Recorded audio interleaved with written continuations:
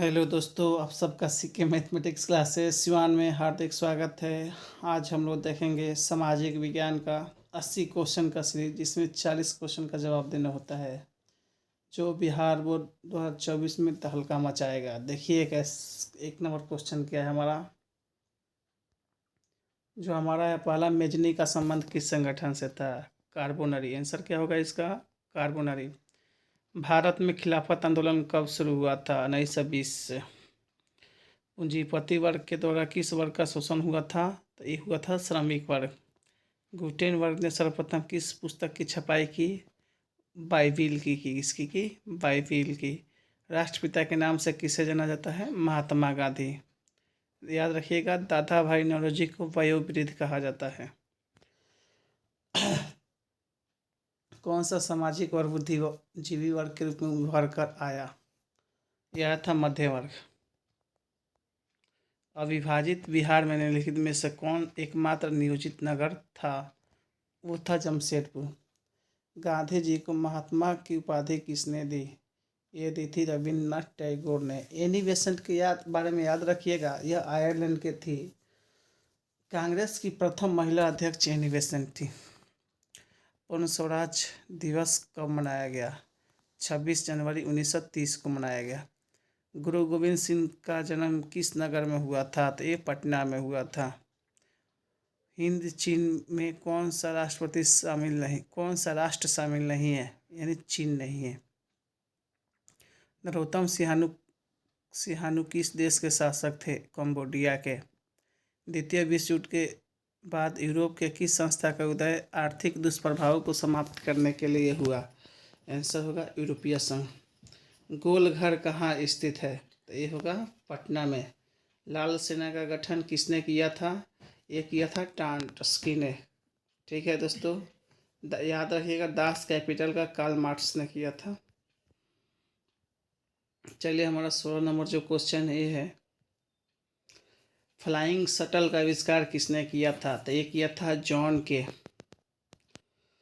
मार्च 1946 में फ्रांस और वियतनाम के बीच होने वाला हनोई समझौता से जाना जाता होने वाले समझौता को किस नाम से जाना जाता है? तो ये जाना जाता है दोस्तों हनोई समझौता। अगला है, बंगाल विभाजन कब निरस्त किया गया? तो निरस्त किया गया 1911 में। हुआ कब? 1905 में। ठीक है, इसका ऑप्शन सी सही होगा। अशोक का अभिलेख किस लिपि में लिखा गया है? तो ये लिखा गया था ब्राह्मी लिपि में। ऑप्शन सी होगा। इस सम्मेलन में 1 मई को मजदूर दिवस मनाने का निर्णय लिया गया? तो ये लिया गया द्वितीय अंतर्राष्ट्रीय सम्मेलन में। बोल्शेविक क्रांति कब हुई? तो ये हुई थी नवंबर 1917। साइमन कमीशन किस वर्ष भारत आया? 1928 में भारत आया था। इसका गठन 1927 में हुआ था। रंग भेद की नीति के विरुद्ध आवाज़ किसने उठाई थी? ये उठाए थे मार्टिन लूथर किंग। यानी ऑप्शन ए सही होगा। तेलंगाना राज्य का गठन कब हुआ? ये हुआ था 2 जून 2014 को। चिपको आंदोलन की शुरुआत किस राज्य से हुई? तो इसका जो आंसर होगा हमारा उत्तराखंड होगा। Option C. नेपाल में सप्तदलीय गठबंधन का मुख्य उद्देश्य क्या था? इसका ऑप्शन डी होगा, लोकतंत्र की स्थापना करना। किसकी स्थापना करना? लोकतंत्र की। बिहार दिवस कब मनाया जाता है? 22 मार्च को। ठीक है दोस्तों, बलवंत राय मेहता समिति का संबंध किससे है? तो ये होगा ऑप्शन बी, पंचायती राज व्यवस्था से। चिपको आंदोलन संबंधित है सुंदरलाल बहुगुणा से। किससे संबंधित है दोस्तों? सुंदरलाल बहुगुणा से। चलिए, अब 30 नंबर क्वेश्चन देखेंगे। पूर्व में बांग्लादेश जाना जाता था। ये जाना जाता था पूर्वी पाकिस्तान। वेस्ट इंडीज संघ की स्थापना हुई 1958 में। इंडिका के लेखक कौन है? मेगास्थनीज। महेंद्र सिंह टिकैत के नेतृत्व में भारत में किस आंदोलन को चलाया गया?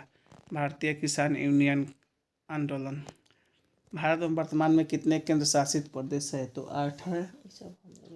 और राज्यों की संख्या कितना है? 28। बिहार पंचायती राज अधिनियम 2006 महिलाओं को कितना प्रतिशत आरक्षण प्रदान करता है?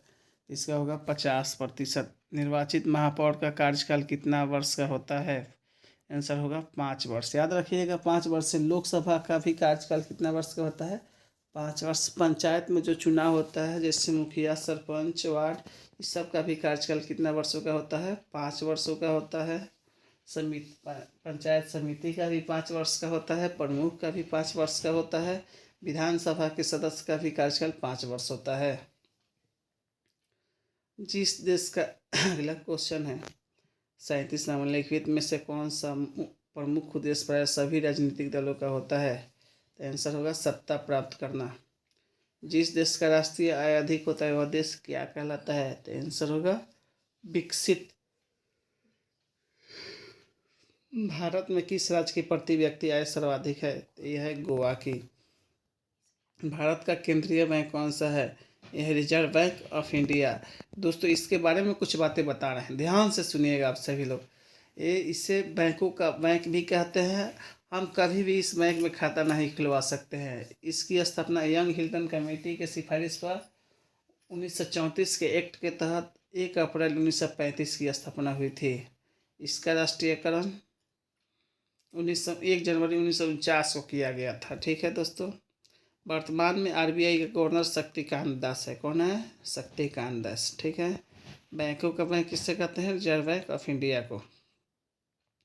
भारत का प्रथम पंचवर्षीय योजना की शुरुआत कब हुई थी? 1991। याद रखेंगे 26 जनवरी 1950 को योजना आयोग का गठन किया गया, जिसके स्थान पर नीति आयोग आ गई। 2015 से नीति आयोग लागू हो गया। ठीक है। अभी तक कुल 12 पंचवर्षीय योजना चल चुकी है। प्रथम पंचवर्षीय योजना हेराल्ड डोमर मॉडल पर आधारित था। इसमें कृषि को, अगला है हमारा